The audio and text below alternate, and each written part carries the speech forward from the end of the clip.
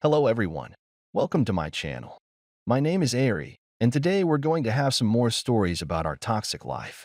But before we start, it would be so much appreciated if you would subscribe to my channel, like the video, if you enjoy it, and maybe leave a comment down below. These simple clicks would mean a lot to the future of this channel and really reward the effort that I put in every day. And now without further ado, let's go. Today's first story. In this story, Opie recently discovered his wife was cheating on him with his 45-year-old uncle during a family reunion. The couple, married for 5 years, had grown apart during the pandemic lockdown but rekindled their relationship after moving into a larger home with their newborn. Shocked to find his wife's explicit messages with his uncle, he exposed their affair to the family during the reunion, leading to divorce and family estrangement for both offenders. Now let's get into the story. I, 32 male, recently discovered that my wife, 30 female, was cheating on me with my uncle, 45 male. My wife and I have been married for 5 years. She had never been close with her family, so when she met mine, she fell in love. We've always been extremely close-knit, and we all care deeply for one another. Every year, my family has a small vacation together. It's really just a big family reunion since we all live in different states and normally only see each other on major holidays. My grandfather's lake house was where we usually met every year. It was huge. All of the adults had their own rooms, while the kids shared rooms. There was a pool, fishing dock, boat, etc., and it was right on the water. My wife accompanied me on her first vacation in the summer of 2019. Of course, since the pandemic, we haven't been able to meet up as we normally would. My wife got pregnant in February of 2021, so we were extra careful to minimize exposure with a new baby on the way. She and I were extremely isolated together during that time. We both worked from home at the time in a tiny apartment. We are both very independent people, so we value our alone time to pursue our own interests. Codependency was never something either of us wanted in our relationship. However, since we were together so much, there was a strain on our relationship. We still loved each other deeply, and I never doubted her feelings.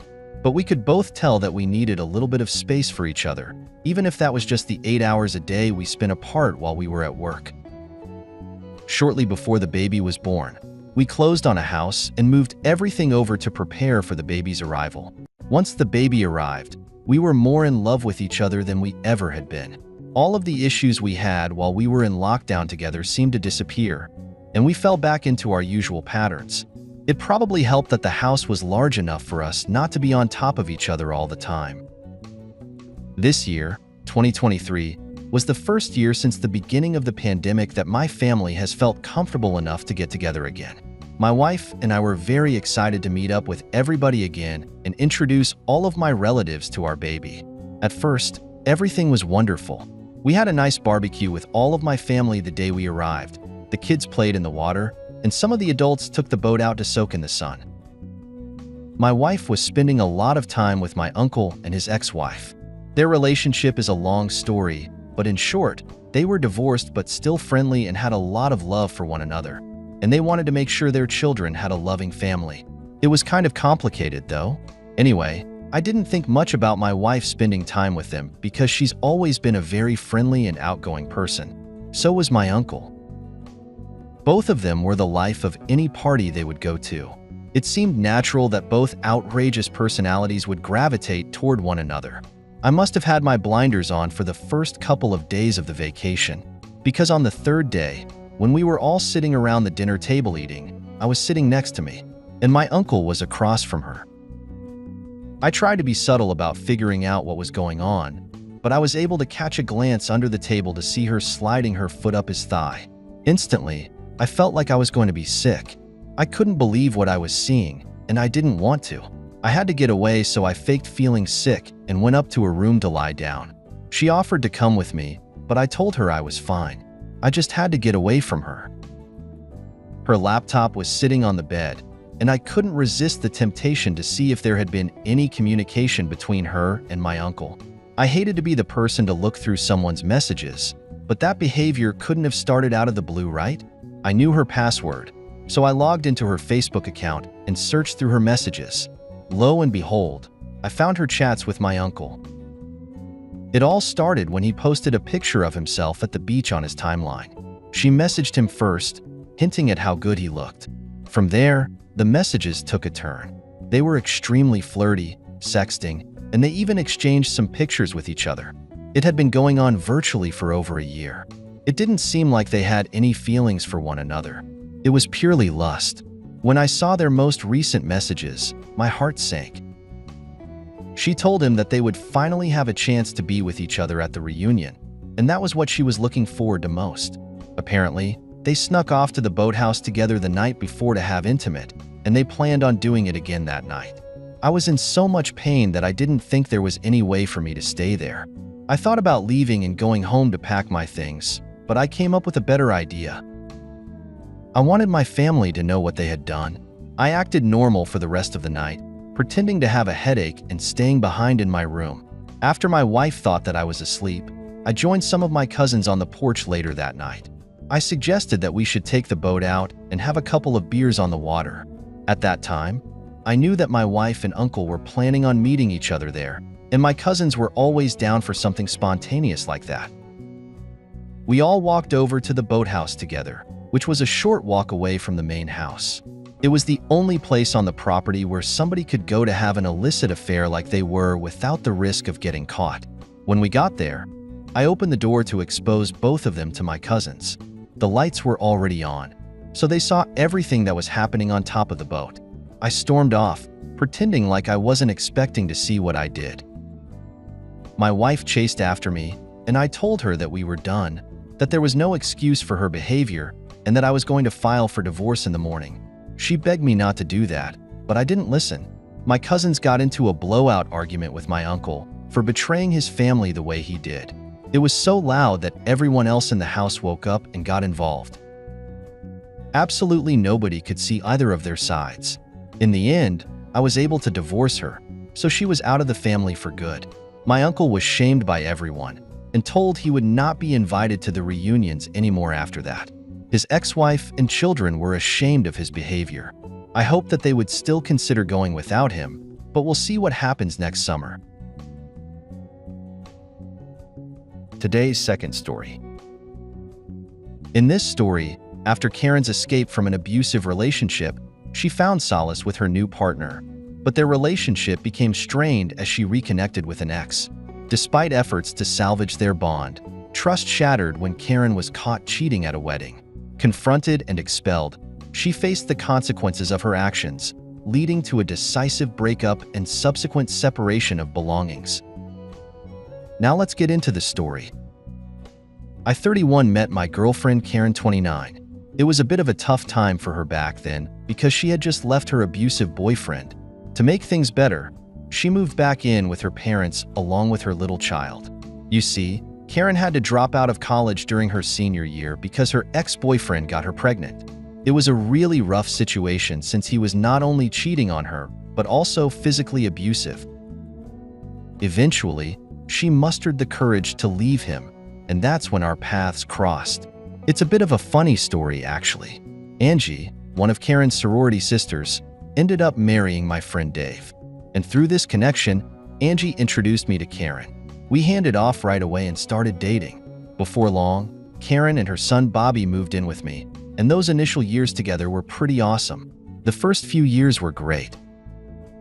I got her to go back and finish her degree, and my dad got her a job where he works. Around a year and a half back, Karen reconnected with some of her sorority sisters, and they started having girls' night out every other Saturday. She also began having drinks with her coworkers after work occasionally. When I brought up my concerns about this, she became defensive, and it led to arguments between us. Angie told her husband Dave that Karen was flirting a lot when they were out to the point. It started to bother her, and Dave gave me a heads up about it. Karen apologized, admitting that she had too much to drink and got carried away. However, I felt that wasn't enough to resolve the issue. I told her that if we were going to continue our relationship, we needed to attend counseling together and work through these problems. Obviously, the girls' night out was over for a while, and we made progress and things got better. Around 2 months back, I noticed some odd behavior from Karen that raised suspicions. She became overly protective of her phone, leaving the room whenever she used it and acting paranoid. When I tried to talk to her about it, she evaded the conversation and insisted that nothing was wrong. Feeling troubled by this, I decided to confide in our mutual friends, Angie and Dave, about my concerns. Finally, Angie revealed that Karen had been in touch with an ex-boyfriend for her college days. It was a shocking revelation. This particular ex was the guy she dated before her abusive ex-boyfriend. Navigating through this situation has been tough, but knowing the extent of the involvement has brought some clarity to the issue. So, one of Karen's sorority sisters asked her to be a bridesmaid at her wedding, which was a big deal for both of us. We had everything planned out to attend the 3-day event together. However, things took an unexpected turn when Bobby developed an ear condition and needed to have tubes installed. It meant he couldn't fly, so I volunteered to stay back and take care of him while Karen went to the wedding. Throughout the event, I was back home with Bobby, making sure he was okay, while Karen attended the rehearsal dinner, bachelorette party, shower, and the main wedding day. Then things took a shocking turn when Dave, Karen's friend, and Angie's husband called me. He told me that Karen's old boyfriend had shown up at the wedding, and the two of them were hanging out and acting inappropriately. To my disbelief, he even sent me some photos, including a short video of them making out at the hotel. It was an incredibly tough situation to deal with, especially since I was at home taking care of Bobby while this was happening. The whole ordeal left me feeling hurt and betrayed, and it's something we've been trying to work through ever since. I reached out to Karen's father and asked if he could watch Bobby so that I could make the long drive down to attend the wedding. On my way out of town, I dropped Bobby off with him and took off on this 6-hour journey. It was quite a tiring drive, and I finally arrived late in the evening. When I got to Karen's room at the wedding venue, I could hear laughter coming from inside. I knocked on the door, but it took 3 attempts before Karen finally opened it. To my shock, she was wearing a robe, and there was a guy naked in her bed. I introduced myself to him and suggested he leave the room immediately. Then I turned to Karen, who was undressed beneath her robe, and demanded an explanation. Initially, Karen got angry and started making excuses. She even went as far as making unfounded accusations. I reached a breaking point and firmly declared that I had enough. I told her that our relationship was over. I announced my decision to leave, emphasizing that if she wanted to come back, she would need to gather her things and leave my life. As I walked back into the hallway, I realized that there were about a dozen people present, including Angie. It dawned on me that we hadn't closed the door to the room, and our heated exchange must have provided quite a spectacle for everyone around us. I drove back home and arrived just as the sun was rising. I was exhausted, so I crashed and slept hard. The next morning, I started packing up all of Karen's belongings. When I came across her lingerie drawer and the party and club wear we had bought together, I decided to put those items in a separate box, along with some other things, and donated them to Goodwill. A few days later, Karen's flight returned, and she tried to call me from the airport, but her number was still blocked. As a result, she had to Uber back to our place. When she walked in, she was met with over a dozen boxes filled with all of her and Bobby's belongings ready to go. I informed her that Bobby was already at her parents' house, and she could call her dad to help her move the rest of her stuff to wherever she planned on staying. Despite her attempts to talk her way out of the situation and load her suitcases into the car. I stood firm. Both cars were in my name, so I let her know that if she tried to take one of them, I would report it as stolen. Eventually, her dad arrived, and I explained briefly why we were breaking up. Although he didn't say much, we shook hands before he left. The breakup was tough, but I knew it was the right decision for both of us.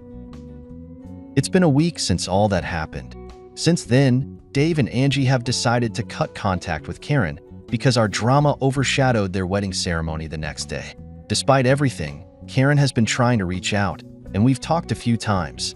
However, I've made it clear that there's no way for us to get back together.